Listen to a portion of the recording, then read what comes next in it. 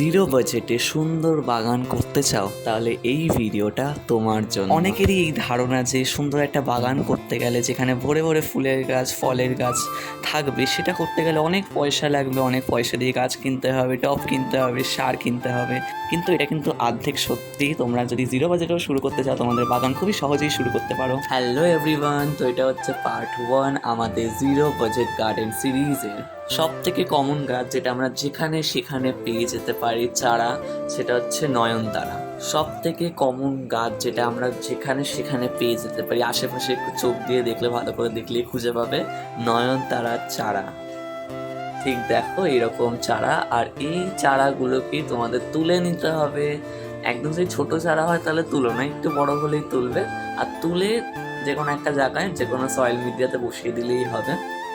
আর এখানে দেখো কত চারা, এই চারাগুলো কিন্তু তুলে তোমরা বড় গাছ বানাতে পারবে। আর একটা নয়নতারা চারা যথেষ্ট পুরো বাগান ভরিয়ে দেওয়ার জন্য। আর এখানে আমি নয়নতারা চারাগুলো তুলে নিচ্ছি সাবধানের সাথে, যারা শিকড় না ছেড়ে। আর লাগিয়ে দিচ্ছি এখানে আমি চারাটা।